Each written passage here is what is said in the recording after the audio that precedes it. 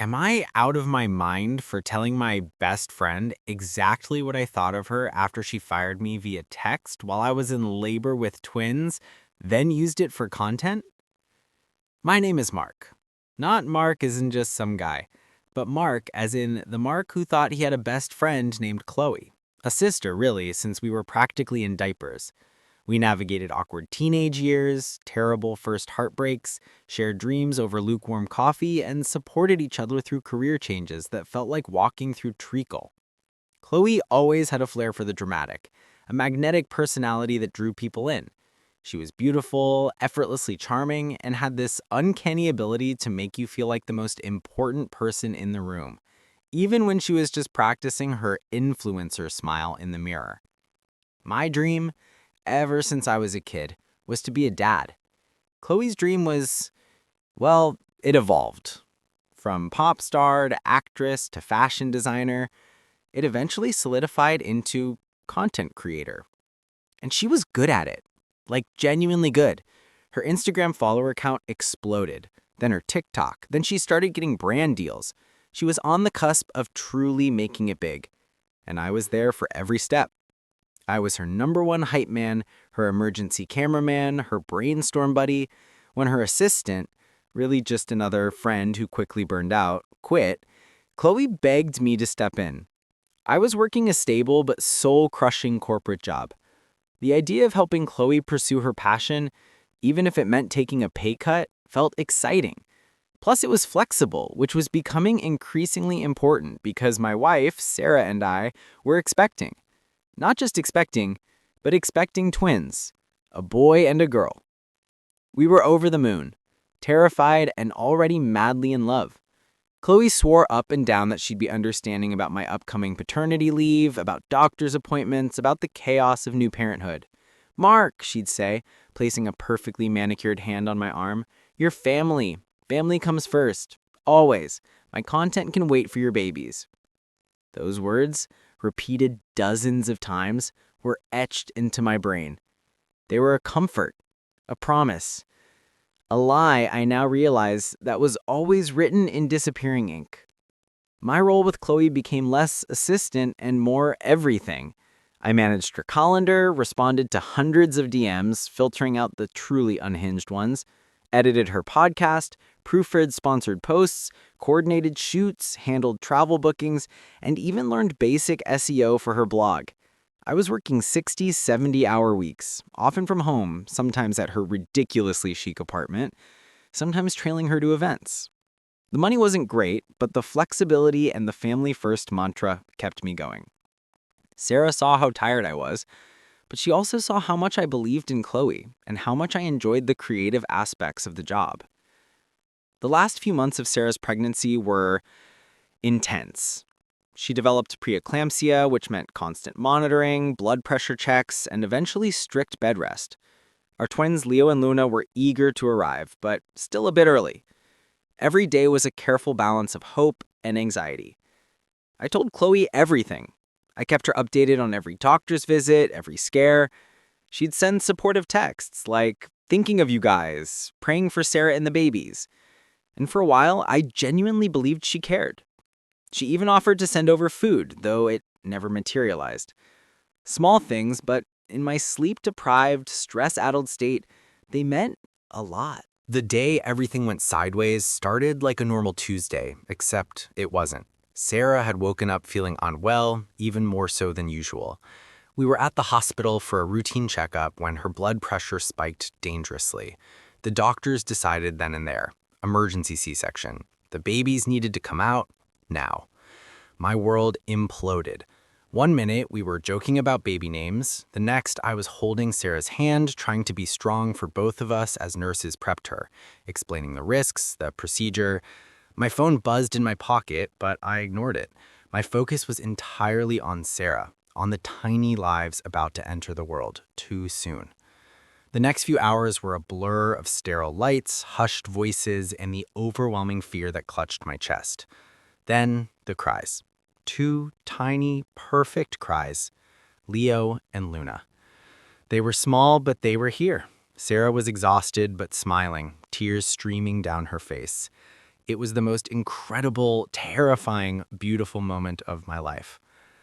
While the medical team was still fussing over Sarah and the babies, making sure everyone was stable, I finally remembered my phone. It had vibrated several times. I pulled it out, heart still pounding from the C-section, brain still reeling from the miracle. There were a few texts from family, friends congratulating us, and then there was a block of texts from Chloe. I opened them, my thumb trembling slightly. The first one read, "Hey Mark, quick question about the brand deck for Solstice Skincare." I typed a quick reply. "Can't right now, Chloe. Sarah just had an emergency C-section. Twins are here." I hit send, expecting a flood of congratulatory messages, maybe an OMG, are they okay? Instead, my phone buzzed almost immediately. "Oh my god, that's wild. Congrats. Are they cute? Okay, listen, this is actually really important. I need to talk to you about your position." My blood ran cold. My position? While I was in a hospital gown, barely holding it together with my newborn twins just minutes old? "Chloe, what are you talking about? My wife just went through major surgery. Can this wait?" I typed, my voice hoarse, a mix of disbelief and anger starting to bubble. Another text, almost instantly. "Look, Mark, I've been doing a lot of soul searching lately, a lot of growth, and I've realized that for my brand, for my art, I need to be surrounded by people who are 100% aligned with my vision, people who are fully present and dedicated." My vision blurred. "What are you saying, Chloe?" "I'm saying I'm letting you go. It's not a reflection on you truly, you've been amazing. But with the twins and everything, I just don't think you're going to be able to give me the 110% I need right now, and I can't afford any distractions. I'm hitting a crucial growth phase." I stared at the words, unable to process them. Fired. Via text, while I was in a hospital gown, barely holding it together with my newborn twins just minutes old. The audacity, the sheer unadulterated selfishness. "You're firing me? Now, while I'm in the hospital with my wife and newborns? Are you serious?" My hands were shaking so hard I almost dropped the phone. "Mark, please don't make this dramatic. I'm being super professional here. I'll send you a severance package, 2 weeks pay, and a great reference. It's really for the best for both of us. You need to focus on your family, and I need to focus on my content. It's just divine timing, really." Divine timing. The words echoed in my head, mocking me. I wanted to scream. I wanted to smash my phone, but Sarah was right there, pale and weak but happy. I couldn't shatter her joy with this monumental act of betrayal. I stuffed the phone back in my pocket, a bitter knot twisting in my stomach. The family first mantra, the promises, the friendship, it was all a mirage. The next few days were a blur of NICU visits. Leo and Luna needed a little extra time to grow, sleepless nights, and the crushing weight of unemployment. Sarah was heartbroken for me, but her primary concern was, rightly, our babies. She kept telling me not to worry, that we'd figure it out. But the resentment towards Chloe festered. Then came the Instagram post. About 3 days after the twins were born, when I was shuffling between Sarah's recovery room and the NICU, Chloe posted a picture of herself looking ethereal in a white flowing dress, gazing thoughtfully out a window. The caption was long, introspective, and utterly nauseating. It started, "Sometimes to grow, to truly evolve, you have to make hard choices. You have to prune your garden, cut off the dead branches, even if they were once beautiful." It went on and on about negative energy, toxic people holding you back from your true potential, and making space for abundance. The hashtag front and center, hashtag cutting toxic people. My blood boiled. Toxic? I had dedicated 2 years of my life to her, helped build her brand, sacrificed my stable job, all while supporting my wife through a high-risk pregnancy. I was her unpaid therapist, her confidant, her human shield against the less pleasant aspects of her career. And now I was toxic. While I was having an emergency C-section, she was crafting this self-serving, performative garbage.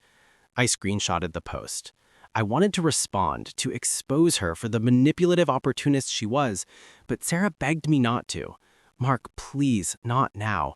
Focus on our babies. Don't give her the satisfaction of a reaction. She wants drama for content." And she was right. Chloe thrived on attention, good or bad. I gritted my teeth and said nothing publicly. But inside, a fire was burning. A cold, steady rage that superseded all my previous feelings for her. Our friends, many of whom were mutual, started reaching out. "Mark, are you okay? What's up with Chloe's post? Is she talking about you?" I just told them I was focusing on my family, which was true. I couldn't bring myself to share the disgusting details. A week later, I received an email from one of Chloe's biggest sponsors, Glow Up Cosmetics. It was addressed to me, personally. It said, "Dear Mark Patel, we recently saw an alarming post on Chloe's channel regarding cutting toxic people. While we respect her right to creative expression, we've also heard some concerning whispers from mutual contacts. As a brand that values transparency and ethical conduct, we're reaching out to gather more context. Could you shed some light on the situation from your perspective? We value our partnership with Chloe, but we also uphold strict ethical guidelines for our ambassadors." I stared at the email, my jaw slack. They were asking for my side, my truth. This was it. This was my moment. I drafted a reply. I poured out everything. The years of friendship, the sacrifices, the promise of family first, the emergency C-section, the text message firing, the toxic people post. I included screenshots of the texts of the post. I kept my tone calm, factual, and devoid of emotional outbursts, though my fingers trembled with every word. I explained that I wasn't looking for revenge, just truth. I told them that my primary concern was my family and finding a new job, but that I felt they deserved to know the full context behind Chloe's public statements. I signed it, Mark Patel. The response from Glow Up was swift and apologetic.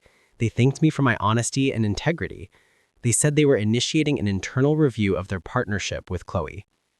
Then 2 more emails came, one from Style Maven Apparel and another from Home Harmony Decor, both with similar inquiries, both having heard whispers and seen Chloe's vague but pointed post, both asking for my side of the story. I sent them the same carefully constructed email, attaching the same screenshots. Each time, I felt a little lighter, a little more vindicated. Within days, the news broke. Chloe's sponsors started pulling out. First Glow Up, then Style Maven, then Home Harmony, and others followed suit. Her carefully curated empire, built on a foundation of manufactured authenticity and ruthless self-interest, was crumbling. Her comment sections, once overflowing with adoring fans, became a cesspool of questions, accusations, and furious former followers who felt manipulated and lied to. People were finding my name through mutual connections, through the comments left on her now deleted posts. They were asking me directly what happened. I posted nothing publicly. My vindication wasn't about public shaming. It was about truth. Chloe called me, then texted, then left increasingly desperate voicemails. "Mark, what did you do? You ruined everything. This isn't fair. I was trying to protect my brand. Please, Mark, just tell them it's a misunderstanding." I finally answered one of her calls. "Hello, Chloe. How are my toxic people doing today?" A beat of stunned silence. "Mark, don't be like that. You know I didn't mean it like that. It was just a phrase for my content." "Was it?" I asked, my voice dangerously low, because I seemed to recall a text message sent while my wife was having an emergency C-section telling me I wasn't 110% aligned with your vision and that you can't afford any distractions, and then a public post about cutting toxic people right after I was fired, perfectly timed to make me look like the bad guy. But you were distracted. You had a baby, 2 babies, and Sarah was sick. You weren't going to be able to focus on my brand. My career is everything," she practically wailed. "My wife was in surgery, Chloe. My premature twins were fighting for their lives in the NICU. And you fired me via text, then used my personal crisis as fodder for your growth journey content. Do you have any idea how monstrous that is?" It wasn't like that," she insisted, her voice cracking. "I was just trying to protect my business. I thought you'd understand. We're friends." "Friends?" I scoffed. "Friends don't fire friends when their wife is literally on the operating table. Friends don't then brand them as toxic to their millions of followers for daring to have a life outside of their content creation. You used me, Chloe. You used our friendship. You used my loyalty. And then you tried to throw me under the bus for a few more likes." I was just trying to make it. It's so competitive out there. You don't understand the pressure. I understand pressure, Chloe. I understand what it's like to be terrified for your family's health, to suddenly have no income, to feel utterly betrayed by the person you trusted most.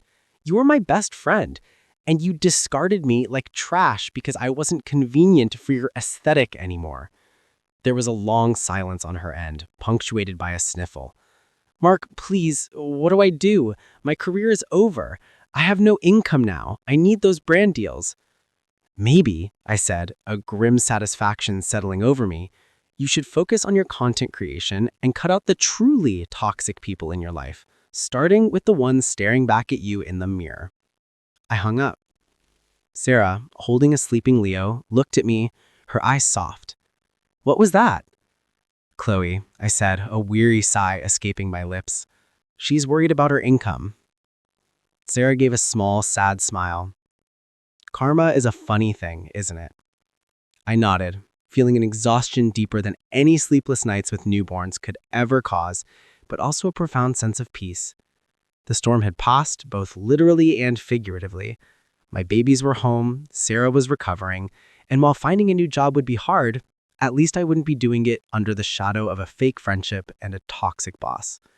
My family was whole, and that, I realized, was the only content that truly mattered.